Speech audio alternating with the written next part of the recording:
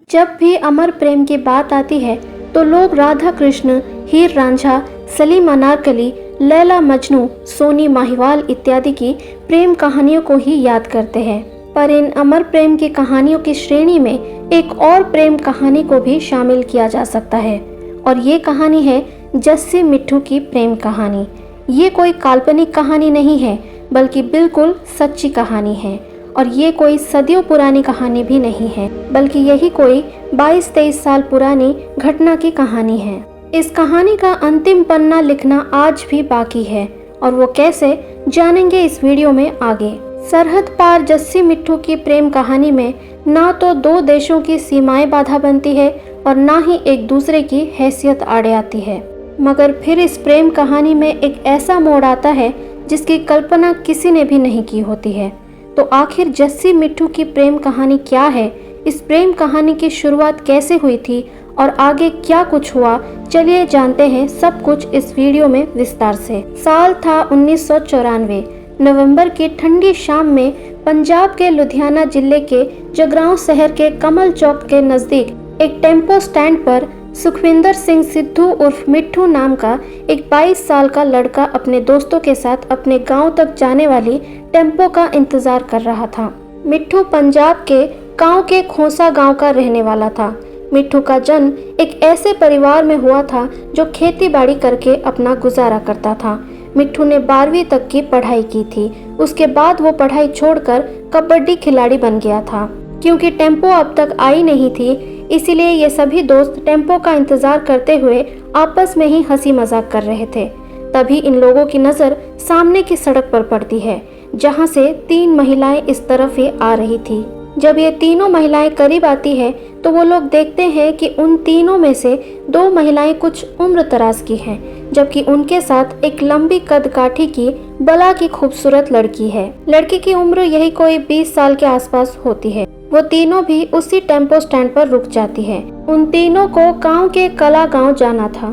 थोड़ी देर बाद जब एक टेम्पो वहां आकर रुकती है तो वो तीनों उसी टेम्पो में सवार हो जाती है और वहां मौजूद कुछ और लोग टेम्पो में बैठते हैं। इस वजह से टेम्पो के अंदर जगह खत्म हो जाती है, इसलिए मिट्ठू और उसके 2 और दोस्त टेम्पो के पीछे लटक जाते हैं और फिर वो टेम्पो चल पड़ती है।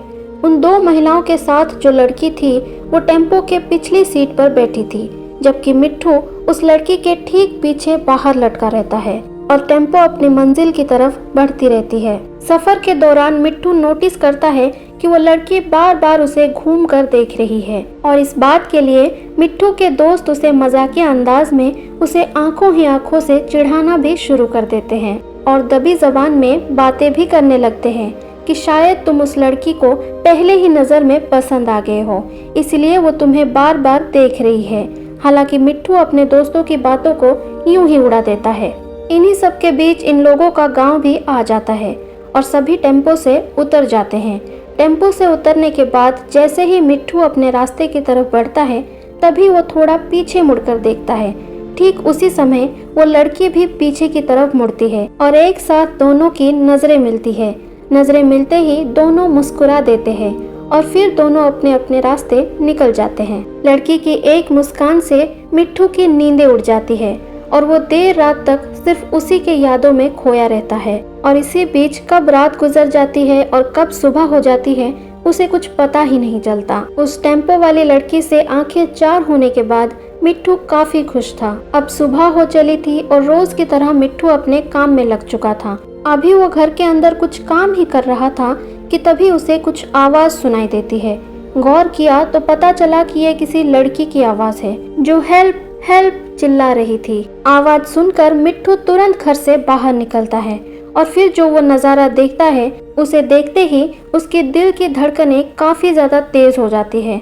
ये वही लड़की थी जो कल शाम टेम्पो में मिली थी और जाते समय मिट्ठू को देखकर मुस्कुराई थी। मिट्ठू देखता है कि वो लड़की अकेले ही एक स्कूटर पर आई है और वो लड़की मिट्ठू को देखते ही बोलती है कि मेरी स्कूटर स्टार्ट नहीं हो रही है, मेरी मदद करो। इतना सुनते ही मिट्ठू तुरंत उस लड़की के पास जाता है और स्कूटर में कुछ चेक करने के बाद स्कूटर को स्टार्ट कर देता है और फिर स्कूटर को उस लड़की को दे देता है। अब तक इन दोनों ने आपस में कोई बात नहीं की थी और बस एक दूसरे को देखकर मुस्कुरा रहे थे। मगर जैसे ही लड़की स्कूटर पर बैठती है और थोड़ा आगे बढ़ती है तो वो धीमी आवाज में मिट्ठू से कहती है, मैं गल करना चाहूँदिया, मतलब मैं बात करना चाहती हूँ। इतना सुनते ही मिट्ठू बिल्कुल हड़बड़ा जाता है और हड़बड़ाहट में ही मुस्कुराते हुए हाँ में अपना सर हिलाता है और फिर कहता है कि हम कल चंगराव में मिलेंगे।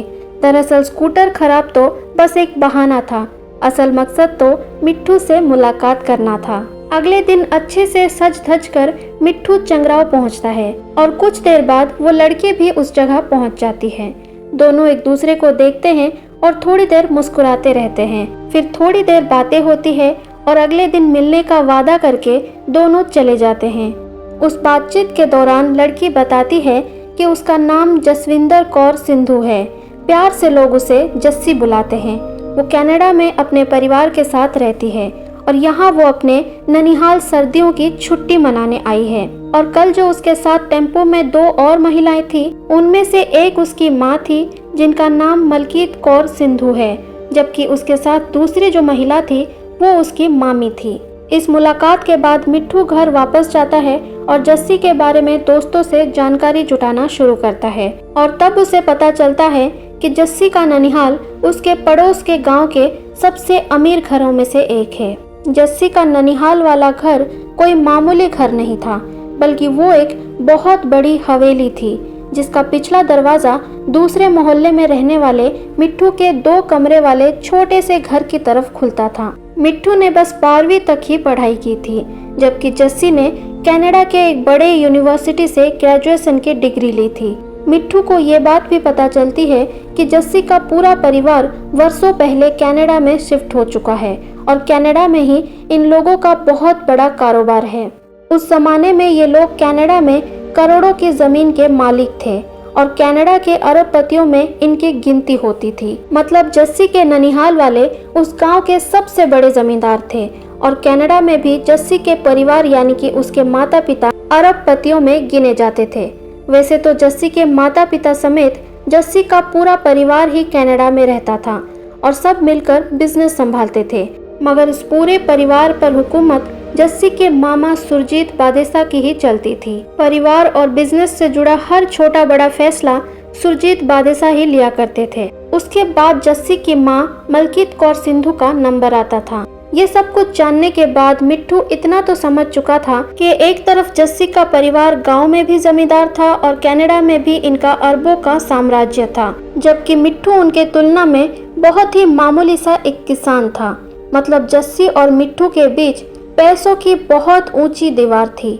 अब मिट्ठू को ये डर भी सताने लगा था कि शायद जस्सी को उसकी हैसियत के बारे में जब पता चलेगा तो हो सकता है कि वो उससे मुंह मोड़ लेगी, पर उसे ये कहाँ पता था कि जस्सी ने उसकी हैसियत से नहीं बल्कि उससे प्यार किया था। पहली मुलाकात के बाद जस्सी और मिट्ठू आए दिन मिलते रहते हैं और देखते ही देखते इन दोनों का प्यार परवान चढ़ने लगता है। इस तरह अभी कुछ ही दिनों की मुलाकात होती है कि जस्सी बताती है कि अब वो वापस कनाडा जा रही है क्योंकि वापसी का टिकट पहले ही बन चुका था और अब जाने के दिन नजदीक आ गए थे। ये सुनने के बाद मिट्ठू उदास हो जाता है और जस्सी का भी मन भारी हो जाता है, लेकिन जस्सी कहती है कि वो हर साल सर्दियों के मौसम में आती रहेगी और मुलाकात करती रहेगी। साथ ही वो ये भी कहती है कि हम फोन और लेटर के जरिए आपस में बातें करते रहेंगे। जस्सी को मिट्ठू से इतना ज्यादा प्यार हो गया था कि जब भी उसे मौका मिलता वो मिट्ठू से मिलने इंडिया आ जाया करती थी। हालांकि उसे कनाडा वापस जाने का जरा भी मन नहीं था, मगर परिवार वालों के सामने वो मजबूर थी। एक बार उसे कनाडा जाने में बस 2 दिन ही बचे थे कि तभी जस्सी अपना दिमाग लगाती है और पासपोर्ट को ही फाड़ कर फेंक देती है और कहती है कि पासपोर्ट कहीं गुम हो गया है। इस तरह से जस्सी के परिवार के बाकी सदस्य तय समय पर कनाडा चले जाते हैं और पासपोर्ट ना होने की वजह से जस्सी को वहीं रुकने का मौका भी मिल जाता है और फिर जस्सी और मिट्ठू दुनिया की नजरों से छुप छुप कर मिलते रहते हैं। पर क्योंकि जस्सी का खानदान बहुत रसूख वाला था, इसीलिए महज 15 दिन के अंदर जस्सी का नया पासपोर्ट भी बन जाता है और आखिरकार उसे वापस कनाडा जाना ही पड़ता है। भले ही जस्सी मिट्ठू से दूर चली जाती है, मगर दोनों का मन अब मिल चुका था और एक दूसरे के बिना किसी को चैन नहीं आता था। कनाडा पहुंचने के बाद जस्सी अक्सर चिट्ठी के जरिए मिट्ठू से बात करती रहती है और दोनों महीने में एक बार जगरांव के एक पीसीओ पर एक दूसरे से फोन पर भी बातें करते हैं। इसके अलावा वादे के मुताबिक जस्सी हर साल सर्दियों में अपने ननिहाल भी आती है। इस तरह दुनिया की नजरों से छिपते छुपाते इस मोहब्बत को अब 4 साल हो चुके थे और गुजरते वक्त के साथ इन दोनों का प्यार और ज्यादा गहरा होता जाता है। अब साल आ चुका था 1999। हर साल की तरह इस साल सर्दियों में भी जस्सी अपने परिवार के साथ कनाडा से पंजाब आती है, मगर इस बार जस्सी के परिवार वालों का मकसद सिर्फ छुट्टी बिताना ही नहीं था, बल्कि वो यहाँ जस्सी की शादी कराने आए थे। परिवार वालों ने जस्सी के लिए पास के ही गांव के एक बहुत बड़े जमींदार के लड़के को पसंद भी कर लिया था और अब बस कुछ फॉर्मेलिटी पूरी करना ही बाकी रह गया था। जस्सी लगातार शादी का विरोध करती है और कहती है कि अभी उसे शादी नहीं करनी है, मगर परिवार वाले फैसला कर चुके थे और उनके आगे जस्सी की मर्जी कोई मायने नहीं रखती थी। जस्सी ने खुलकर परिवार वालों को नहीं बताया था कि वो मिट्ठू से प्यार करती है, क्योंकि उसे पता था कि अगर इस रिश्ते के बारे में परिवार वालों को बताया तो अमीरी गरीबी के दीवार की वजह से वो तुरंत इस रिश्ते को मना कर देंगे और शायद मिट्ठू को नुकसान भी पहुंचाएंगे, इसीलिए वो चुप रहती है। पर जब कोई रास्ता नजर नहीं आया तो जस्सी ने एक प्लान बनाया। अब जस्सी ने मिट्ठू से शादी करने का सोच लिया और जब उसने मिट्ठू के सामने शादी करने का फैसला जाहिर किया तो मिट्ठू ने कहा, इस तरह अचानक मैं बात करता हूँ तुम्हारी माँ से। जस्सी ने कहा, नहीं मिट्ठू, तुम मेरी माँ को नहीं जानते हो। मेरी माँ वही करती है जो मेरा मामा कहता है। मामा अपने बिजनेस में फायदे के लिए मेरी शादी किसी और से कराने के फिराक में है। यहाँ बात बड़ा खानदान, दौलत और ताकत की है, हमें शादी करनी ही होगी। फिर मिट्ठू से पूछा, तुम अपने मन की बताओ, मुझसे प्यार है, शादी करोगे? और फिर जस्सी और मिट्ठू 15 मार्च 1999 को परिवार वालों के नजरों से बचकर एक गुरुद्वारे में शादी कर लेते हैं और जस्सी ने कहा कि सही वक्त आने पर वो कनाडा में सबको बता देगी और अपनी माँ को भी समझा लेगी, लेकिन तब तक शादी के बारे में किसी को कुछ नहीं बताना है। शादी के बाद जस्सी वापस घर आ जाती है और किसी को कुछ पता नहीं चलता और इधर जस्सी के परिवार वाले जो रिश्ता जस्सी के लिए देख रहे थे वो भी किसी कारण टूट जाता है। इस तरह 2 महीने पंजाब में रहने के बाद जस्सी परिवार वालों के साथ कनाडा चली जाती है। जाते समय ये वादा भी करती है कि वो बहुत जल्द वापस आ जाएगी और अब की बार आएगी तो हमेशा के लिए मिट्ठू के साथ रहेगी। जस्सी के कनाडा जाने के बाद फिर से दोनों फोन और चिट्ठियों के जरिए आपस में बात करते रहते हैं। इस तरह कई महीने बीत जाते हैं और साल 2000 की शुरुआत में भारत में रह रहे जस्सी के कुछ रिश्तेदारों को मिट्ठू और जस्सी के शादी के बारे में पता चलता है और वो लोग तुरंत इसकी जानकारी जस्सी के माता पिता को कनाडा में दे देते हैं और बस इसी के बाद से ही कहानी में तेजी से मोड़ आता है और जस्सी और मिट्ठू की जिंदगी में तूफान आना शुरू हो जाता है।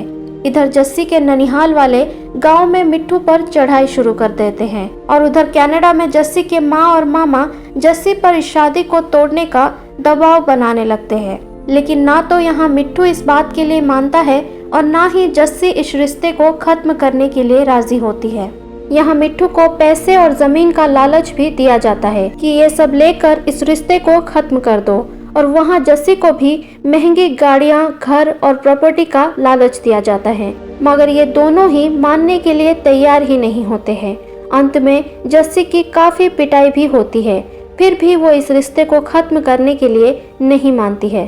कुछ दिन यूं ही बीत जाते हैं और फिर एक दिन जस्सी की माँ जस्सी से कहती है कि अब जो हो गया उसे बदला नहीं जा सकता, इसलिए हमने भी ये फैसला किया है कि अब हम भी इस रिश्ते को स्वीकार लेंगे और मिट्ठू को कनाडा बुलाकर यहाँ धूमधाम से फिर से शादी कराएंगे ताकि दुनिया के नजरों में हमारी कोई मजाक ना उड़ाए। इसके बाद परिवार का माहौल फिर से सामान्य हो जाता है और इन्हीं सब में एक दिन जस्सी की माँ जस्सी के पास कुछ डॉक्यूमेंट्स लेकर आती है और बड़े प्यार से कहती है कि इन पर सिग्नेचर कर दो ताकि मिट्ठू को कनाडा लाया जा सके।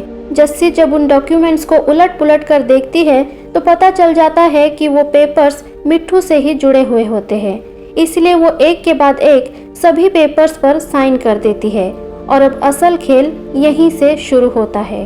दरअसल जस्सी की मां ने जिन डॉक्यूमेंट्स पर जस्सी का सिग्नेचर लिया था उनमें से एक डॉक्यूमेंट ऐसा भी था जिसमें सुखविंदर सिंह सिद्धू उर्फ मिट्ठू ने मेरे साथ यानी जसविंदर कौर सिंधु उर्फ जस्सी के साथ जबरदस्ती हथियार के बल पर शादी की है। उसने मुझे किडनैप कर लिया था और मुझ पर हमला भी किया था, पर मौका मिलने पर मैं परिवार वालों के साथ कनाडा चली आई। इस डॉक्यूमेंट पर जस्सी का सिग्नेचर लेने के बाद जस्सी के परिवार वाले उस डॉक्यूमेंट को पंजाब पुलिस के पास भेज देते हैं और इसके आधार पर मिट्ठू के खिलाफ एफआईआर दर्ज करते हुए उसे गिरफ्तार करने की मांग करते हैं। और क्योंकि पंजाब में भी जस्सी का परिवार काफी रसूख वाला था, इसलिए उसी एक डॉक्यूमेंट के आधार पर यहाँ मिट्ठू के ऊपर अपहरण, जबरन शादी और अवैध हथियार रखने के झूठे आरोप लगाकर एफआईआर दर्ज कर उसे गिरफ्तार कर लिया जाता है।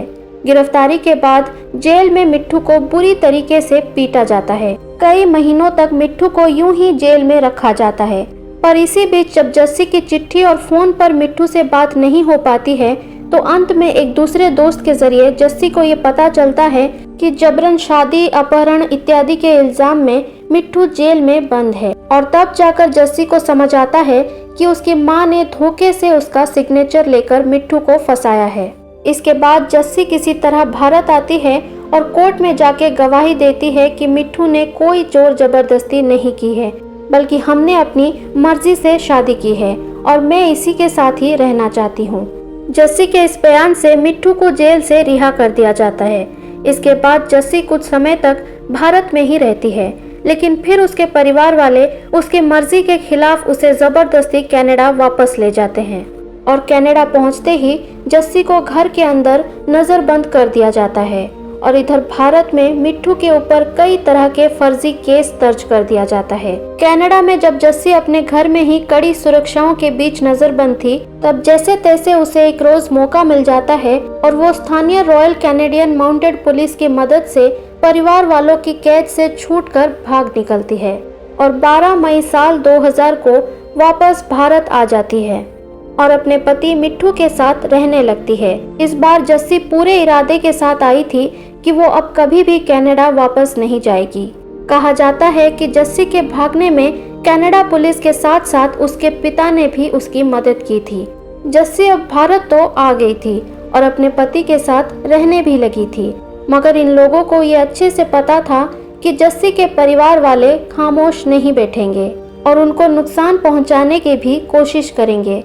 इसलिए जस्सी के भारत आते ही मिट्ठू जस्सी को लेकर अपने घर से दूर चला जाता है और दोनों छुप कर रहने लगते हैं। वैसे तो जस्सी और मिट्ठू डर के मारे छिप कर जी रहे थे, मगर 7 जून 2000 को कनाडा से एक फोन आता है और सब कुछ सामान्य दिखने लगता है।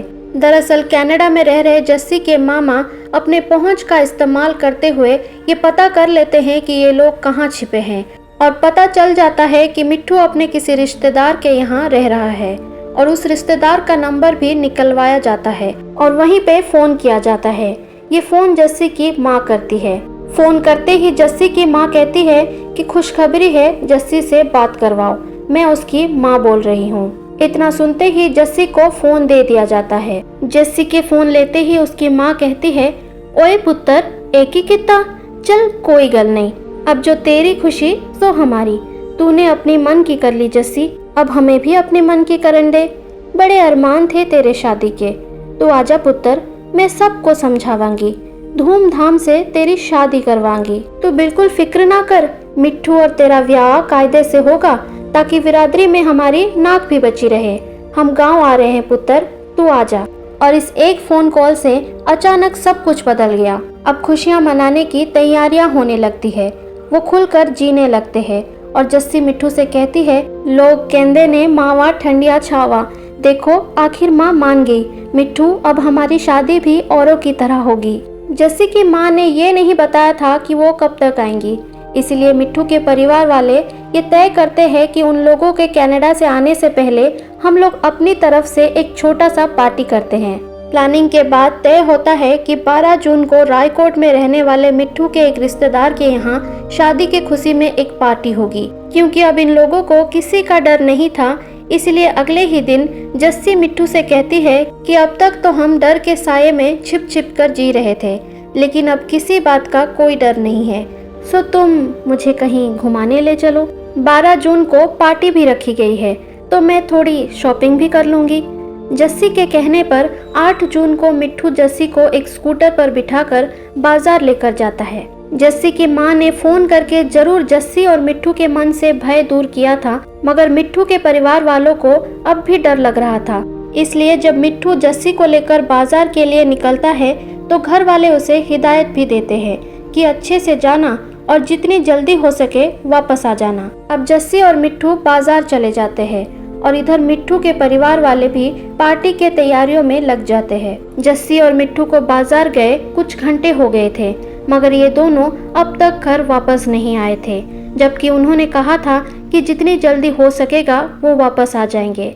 इसलिए घर वाले इनकी वापसी का इंतजार करने लगते हैं, मगर ये इंतजार की घड़ियां अब लंबा होने लगता है और फिर मिट्ठू के घर वाले कुछ अनहोनी के आशंकाओं में डूब जाते हैं। शाम हो चली थी, मगर अब भी जस्सी और मिट्ठू वापस नहीं आए थे, तो मिट्ठू के घर वाले उनकी तलाश में लग जाते हैं और खोज के दौरान उन लोगों को ऐसी खबर मिलती है जो उनकी चिंताओं को सच साबित कर देता है। दरअसल पता चलता है कि मिट्ठू बेहद ही गंभीर हालत में एक अस्पताल में पड़ा हुआ है, जबकि जस्सी का कोई अता पता नहीं है। मिट्ठू के घर वाले भागते हुए अस्पताल जाते हैं और देखते हैं कि मिट्ठू की हालत बहुत गंभीर हो चुकी थी और वो बेहोश ही पड़ा था। कई घंटों बाद जब मिट्ठू की बेहोशी टूटी तो वो सबसे पहले जस्सी को ही ढूंढता है और उसके परिवार वाले भी उससे वही पूछते हैं कि आखिर क्या हुआ था। इस पर मिट्ठू बताता है कि बाजार पहुंचकर हम दोनों साथ में कॉफी पी रहे थे। फिर जस्सी रंग बिरंगी चूड़ियां, लिपस्टिक, झुमके और गजरे इत्यादि भी खरीदती है ताकि पार्टी वाले दिन अच्छे से सज संवर सके। सभी खरीदारी के बाद खुशी खुशी हम दोनों वापस बाजार से आ रहे थे कि एक सुनसान जगह पर कुछ लोग उन्हें रुकने का इशारा करते हैं। मिट्ठू को दाल में कुछ काला नजर आता है तो वो रुकने की बजाय स्कूटर को आगे भगाने की कोशिश करता है और अचानक उनमें से एक आदमी ने एक बड़ी सी रॉड से सीधा मिट्ठू के सर पर वार करता है। मिट्ठू वहीं पर स्कूटर से गिर जाता है। फिर वो लोग लगातार मिट्ठू को पीटने लगते हैं और अंत में मरा हुआ समझकर पास के एक नाले में फेंक कर वहाँ से चले जाते हैं। फिर कुछ घंटों बाद वहाँ से गुजर रहे कुछ लोगों की नज़र मिट्ठू पर पड़ती है और वो उसे उठाकर अस्पताल ले जाते हैं। मिट्ठू बोलता है कि शायद वही गुंडे जस्सी को उठाकर ले गए हैं। पूरी कहानी जानने के बाद ये लोग जस्सी की तलाश में लग जाते हैं। 8 तारीख खत्म हो जाती है, मगर जस्सी का कहीं कोई अता पता नहीं मिलता है। इस बात की जानकारी पुलिस को भी दी जाती है और अब पुलिस भी उन अज्ञात अपराधियों के खिलाफ मारपीट और अपहरण के धाराओं के तहत केस दर्ज करती है और जस्सी की तलाश में लग जाती है। और फिर 9 जून साल 2000 को जस्सी की लाश उसके ननिहाल वाले गांव के खोसे से लगभग 45 किलोमीटर दूर एक नहर में मिलती है। वहां से जब जस्सी की लाश को निकाला जाता है कि किसी ने बड़ी बेरहमी से जस्सी का गला रेत कर उसकी हत्या कर दी है। इसके अलावा जस्सी के शरीर पर दर्जनों गहरे जख्म भी मिलते हैं, जिससे पता चलता है कि मारने से पहले उसे बुरी तरीके से तड़पाया भी गया था। जब जस्सी की लाश मिलती है तो लाश की पहचान के लिए उसके मां मलकीत कौर और मामा सुरजीत बादेसा से पंजाब पुलिस कांटेक्ट करती है, मगर ये दोनों ही जस्सी को पहचानने से सीधा इनकार कर देते हैं। हालांकि मिट्ठू और परिवार के कई सदस्य इस बात की पुष्टि करते हैं कि वो लाश जस्सी की ही है। अब सबसे बड़ा सवाल ये था कि आखिर मिट्ठू की इतनी बुरी पिटाई किसने की है और जस्सी को इतनी बेरहमी से किसने मारा है। जस्सी की लाश मिलने के बाद केस में हत्या की धारा भी जोड़ दी जाती है और अब पुलिस अपराधियों की तलाश में लग जाती है। ताबड़तोड़ छापेमारी का काम शुरू होता है और शक के आधार पर कई बड़े अपराधियों को उठा लिया जाता है। पुलिस इतनी तत्परता इसलिए भी दिखा रही थी क्योंकि जस्सी कहने को तो मिट्ठू की वाइफ थी, मगर उससे बढ़कर वो एक कैनेडियन नागरिक थी, यानी ये एक विदेशी महिला का हत्या का मामला था। ताबड़तोड़ छापेमारी के बीच आखिरकार पुलिस के हाथ कुछ ऐसे लोग लगते हैं जिनका हाथ जस्सी के हत्या में था। जब उन लोगों से कड़ाई से पूछताछ होती है तो कुछ अपराधी अपना गुनाह कबूल कर लेते हैं और ये बात भी स्वीकार करते हैं कि उन्होंने ही जस्सी की हत्या की है और मिट्ठू की इतनी बुरी तरीके से पिटाई भी की है। अब सवाल ये था कि आखिर ये सब किसके कहने पर किया गया था, तो जो खुलासा होता है उस पर किसी को भी यकीन नहीं होता है। इस हत्याकांड में शामिल एक अपराधी पंजाब पुलिस के इंस्पेक्टर स्वर्ण सिंह का नाम लेते हुए कहता है कि उसी ने कुछ ही दिन पहले मिट्ठू की हत्या की सुपारी दी थी। अब पंजाब पुलिस तुरंत इंस्पेक्टर स्वर्ण सिंह की तलाश में लग जाती है और बहुत जल्द उसे गिरफ्तार भी कर लिया जाता है। अब यही सवाल पुलिस स्वर्ण सिंह से भी पूछती है कि आखिर ये हत्या तुमने क्यों करवाई, तो वो बताता है कि ऐसा करने के लिए उसे पंजाब में ही रहने वाले जस्सी के छोटे मामा दर्शन बादेसा का फोन आया था और उन्होंने ही मिट्ठू को मारने के लिए 3 लाख रुपए देने का वादा किया था। अब पुलिस उन हमलावरों से ये पूछती है कि जब तुम्हें मिट्ठू को मारने की सुपारी मिली थी तो तुमने जस्सी की हत्या क्यों की, और इस पर जो खुलासा होता है उसे जानकर हर कोई हैरान हो जाता है।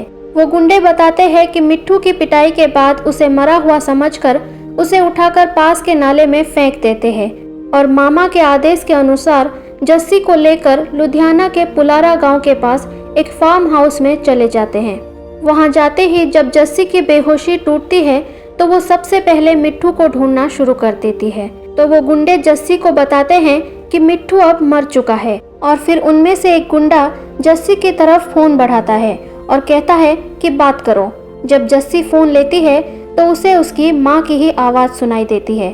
फोन पर जस्सी की माँ मलकीत सिंधु कहती है, अब तो आजा पुत्र, जो हो गया सो हो गया, तूने एक गलती कर ली, हमने वो गलती सुधार ली, अब सब कुछ पहले जैसा है।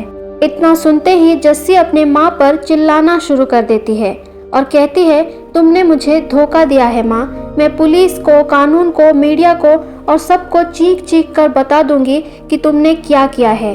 तुम्हारा ये असली घिनौना चेहरा मैं दुनिया वालों को दिखा दूंगी। जस्सी के इतना कहते ही वो गुंडा जस्सी से फोन छीन लेता है और वो जस्सी की माँ से बात करने लग जाता है। फिर मलकीत कौर कहती है कि थोड़ी देर रुको, मैं बताती हूँ कि आगे क्या करना है। इसके बाद जस्सी के मामा और जस्सी की माँ मलकीत आपस में बात करते हैं और गुंडों को फोन करके कहते हैं कि जस्सी को मारो, पीटो और धमकाओ, मिट्ठू के खिलाफ झूठा बयान देने और कनाडा वापस आने के लिए कहो। इसके बाद वो सभी गुंडे बुरी तरह से जस्सी को रॉड से मारना पीटना शुरू कर देते हैं। साथ ही कई जगह जस्सी के शरीर पर तलवार से और कांच की बोतलों से भी वार किया जाता है। इन सब के बाद भी जस्सी कनाडा वापस जाने के लिए और मिट्ठू के खिलाफ कुछ भी बयान देने के लिए राजी नहीं होती है। थक हार कर वो गुंडे फिर से जस्सी की माँ से बात करते हैं और कहते हैं कि किसी भी तरह से जस्सी हमारी बात मानने को तैयार नहीं हो रही है।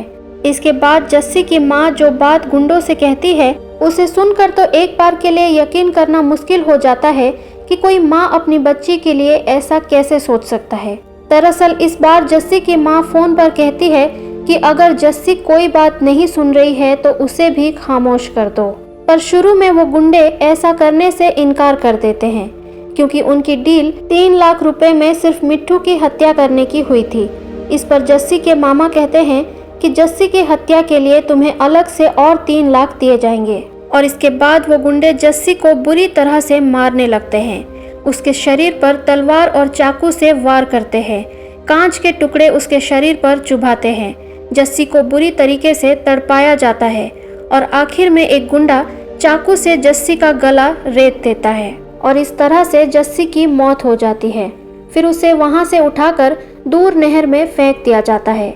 इस खुलासे के बाद भारत में रह रहे जस्सी के छोटे मामा दर्शन बादेसा समेत इस हत्याकांड में शामिल कुल 12 लोगों को गिरफ्तार किया जाता है और इन सभी पर अपहरण, हत्या और साजिश रचने इत्यादि के धाराओं के तहत मुकदमा किया जाता है। इसके अलावा इस हत्याकांड में जस्सी की मां मलकीत कौर सिंधु और उसके कनाडा में रहने वाले बड़े मामा सुरजीत बादेसा को भी मुख्य आरोपी बनाया जाता है। क्योंकि विक्टिम और आरोपी के संबंध कनाडा में भी थे, इसलिए इस केस की सुनवाई भारत और कनाडा दोनों में शुरू होती है। चलिए पहले आपको बताते हैं कि भारत में इस केस में क्या कुछ होता है। भारत में केस की सुनवाई शुरू होती है और इस सुनवाई के दौरान ये साबित हो जाता है कि जब जस्सी वापस कनाडा जाने को नहीं मानती है तो वहाँ उसकी माँ मलकीत और मामा सुरजीत बादेसा ये प्लान बनाते हैं कि अगर मिट्ठू की हत्या कर दी जाए तो जस्सी ज़रूर वापस आ जाएगी। इसके बाद वो दोनों गांव में रहने वाले अपने छोटे भाई दर्शन बादेसा से संपर्क करते हैं और उसे मिट्ठू को मरवाने का काम देते हैं। इसके बाद दर्शन बादेसा पंजाब पुलिस के एक इंस्पेक्टर स्वर्ण सिंह से संपर्क करते हैं और इस काम में उसकी मदद मांगते हैं। और इसके बाद स्वर्ण सिंह दर्शन बादेसा की मुलाकात अनिल वर्मा नाम के एक कॉन्ट्रैक्ट किलर से करवाता है और फिर अनिल वर्मा अपने गैंग के साथ मिलकर इस घटना को अंजाम देता है।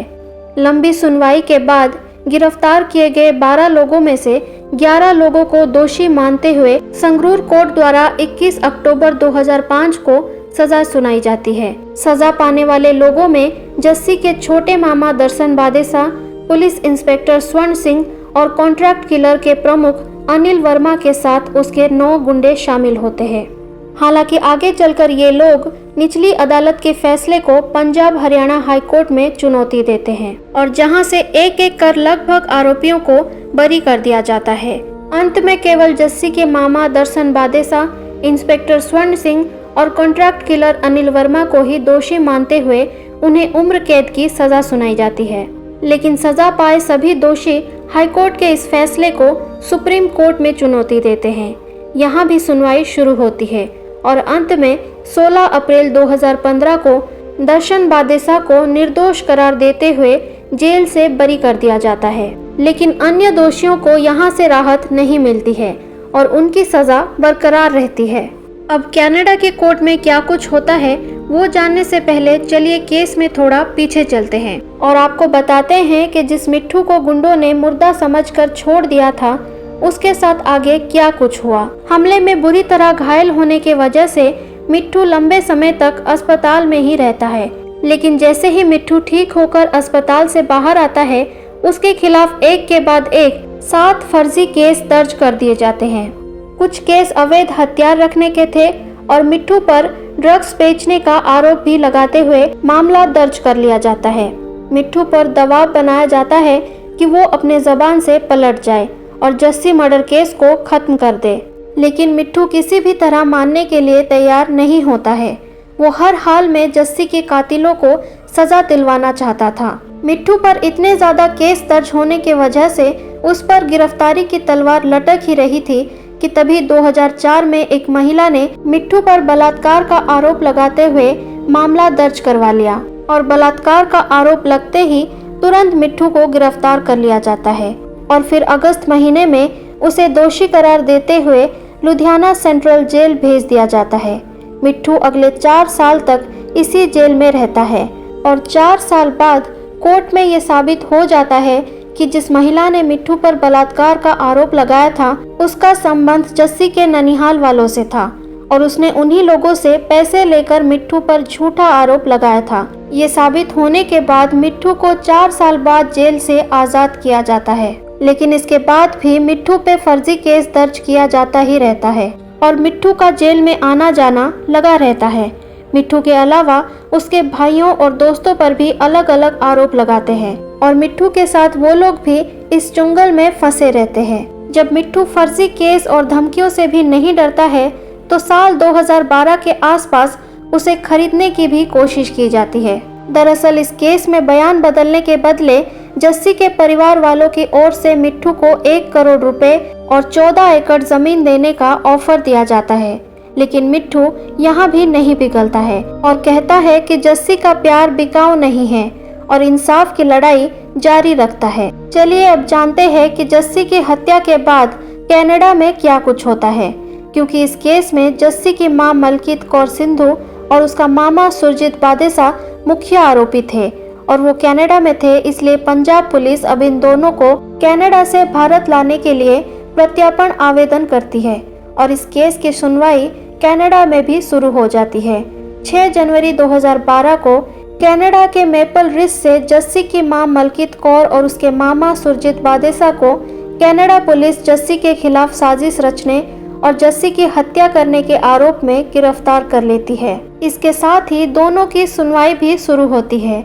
लगभग 2 साल की सुनवाई के बाद 9 मई 2014 को कनाडा के हाईकोर्ट के जस्टिस ड्रैगरी फिच इन दोनों को भारत भेजने की मंजूरी दे देते हैं। हालांकि इस फैसले के खिलाफ दोनों आरोपी सुप्रीम कोर्ट में कनाडा में अपील कर देते हैं और फिर सुप्रीम कोर्ट निचली अदालत के फैसले पर रोक लगा देती है और नए सिरे से केस की सुनवाई शुरू होती है। सुप्रीम कोर्ट ऑफ कनाडा में इस सुनवाई का फैसला 8 सितंबर 2017 को आता है। कोर्ट की ओर से यह आदेश दिया जाता है कि मलकीत कौर सिंधु और सुरजीत बादेसा को भारत में दर्ज मामले का सामना करने के लिए भारत भेज देना चाहिए।